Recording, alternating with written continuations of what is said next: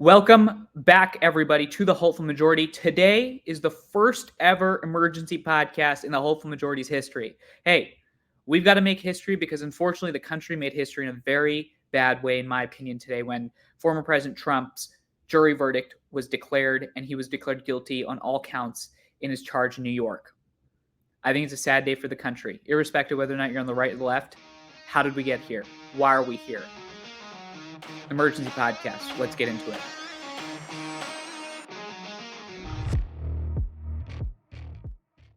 All right, I want to table set with you in two ways. First is I'm not a legal expert.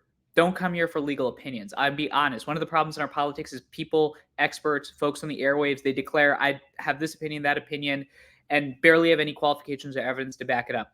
This is not the place for legal advice or legal opinions or thoughts. Secondarily, I'm 25 years old. I was 18, 2016, when I was graduating high school, the first ever presidential election. It was the election between Hillary Clinton, Donald Trump. That was my floor. That was the first election I remember as a young person. 2020, I graduate. We enter the pandemic. Unprecedented times in American history. 2021, January, Capitol riots. You see what I'm getting at here?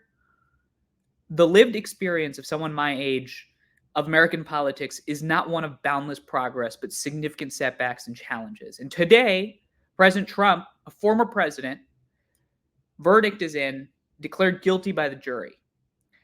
Right, left, I don't care where you stand on the political spectrum for this one, because my perspective on this is an incredibly, incredibly sad, low day for our country. But more importantly, I, as someone that aspires to live in this country, that cares about this country, that loves this place, that has friends that love this place. My family comes from India. How did we get here? What's going on? Look, this is not the podcast or episode for you to come to get an understanding of where does Manu Meal stand on the Trump verdict, right, left, what. That's everybody else. That's the noise. That's the outrage industrial complex. That's where this news story is going to go. I just want to make 2 points to you in response to what I'm seeing today in the news. The first is this cannot be the norm in our politics. Now, if you're on the left, you hear that as saying, Manu saying, don't convict people that have real crimes. No, that's not what I'm saying. And if you're on the right, you're probably saying, oh, thank God he agrees with our perspective that this was an unfair trial. No. What I'm saying is that the level of rancor, the level of polarization, the fact that the two choices we have in the presidential election, the resemblance of the fact that we're at a moment where the norm now is not only incredible rancor and people playing on each other's outrage and not actually solving our problems, that politicians are out there slicing and dicing our country, that, and the fact that we have someone running for office that's been convicted. This is a real problem. This cannot be the norm. Our democracy, our founding fathers, the project, I call America the most ambitious experiment in the history of humanity. Whether you're on the right or the left, I didn't say good or greatest, I said ambitious.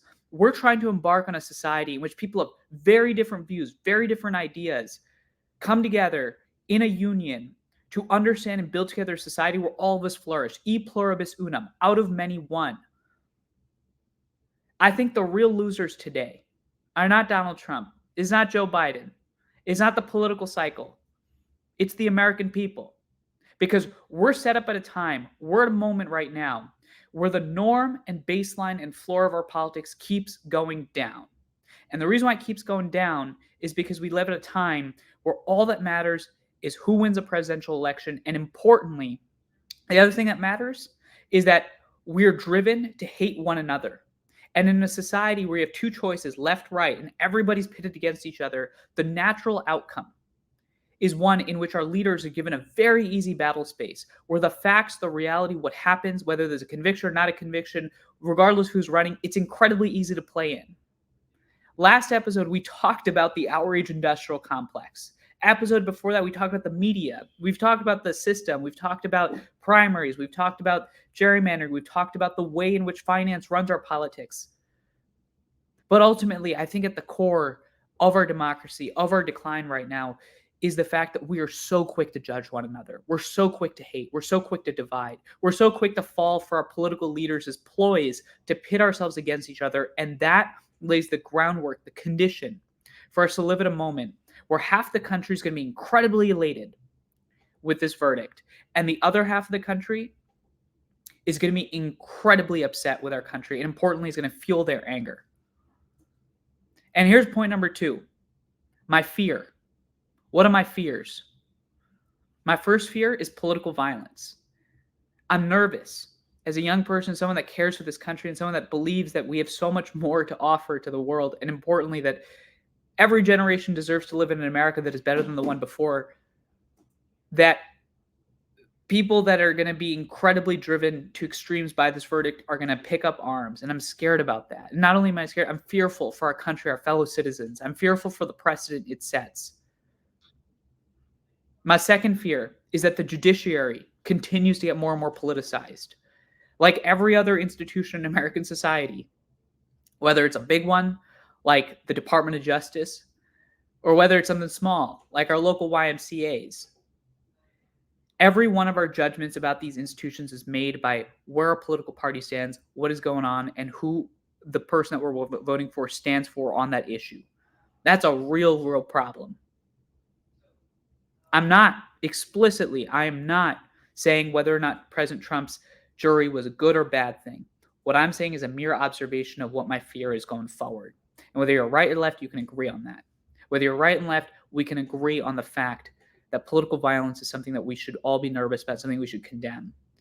Whether you're right and left, we can all agree on the fact that the norm of our politics is one where we're not solving our problems that affect everyday Americans. Instead, we're setting up a society in which we continue to slice and divide. I want to end this with a quick message to my Democratic friends that are absolutely elated about this trial, are absolutely elated about the outcome. Do not let this make you hate your fellow Americans, citizens that will vote for Trump. To my Republican friends, do not let the outcome of this trial hate your fellow American citizens that are going to vote for President Biden. Because we all have to recognize that the game is designed to be one in which we hate each other. And what that does is it continues the spiral of where we are in society. It creates the conditions for none of our problems to be solved, for our leaders to politicize, and for us to live at a moment where we're at each other's throats. The political system, it's out there. We're here as people. The only way we resolve this mess, the only way we get out of this spiral of polarization and inevitable division, the way in which we avoid future presidents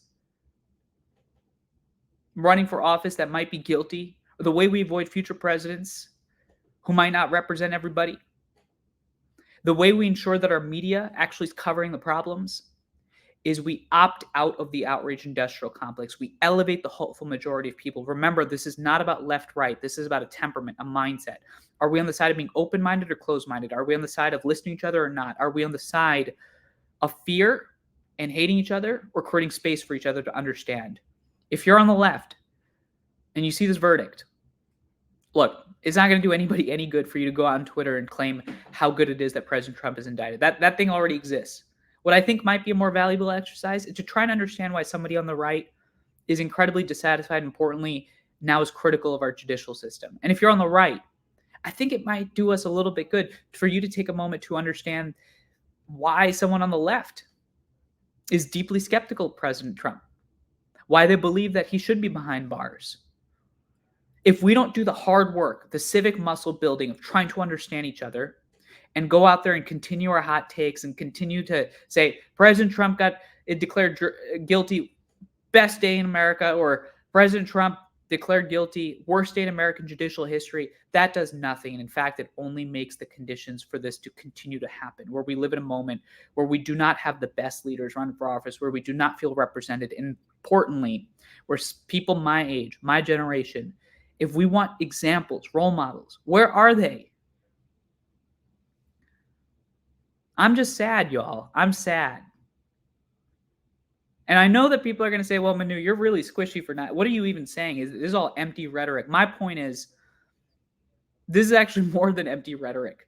The empty rhetoric is when people are going to go on Twitter and you want to hear people say, Trump sucks, Trump is the best. That's empty rhetoric. It gets us nowhere. It's empty calories. It's junk food.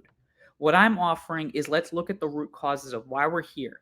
How do we get out of this? And importantly, how do we not hate each other as American citizens when we go to the ballot box and instead turn our ire towards the system, the people, the folks that are profiting off our divisions, to the conflict entrepreneurs, to the tribalists that are making sure that we stay in this locked position. It's time for us to opt out. And the question is whether or not we're willing to do so. This was the first emergency pod of the Hopeful Majority. All your feedback is welcome. I take all the critique because look, we're a podcast, but open-minded deliberation, listening to each other. If I'm not for that, I can expect anybody else to be for that. Some of you probably disagree with what I have to say. Some of you probably agree. Some of you are like, what gives you the authority to speak on it? I'm sure there's some truth to all of that. But I'm coming to you today not as an expert, not as a political pundit, not as somebody with a podcast, but as a young person that is concerned about the future of their country. I love this place. I think it's the most ambitious experiment in the history of humanity. The United States is trying to pull off. It matters. It matters that we succeed. And I'm not going to let two people in office or politicians running compromise a 250-year-old American experiment because we're just getting started. It's time to fix this. I'll see you in the next episode.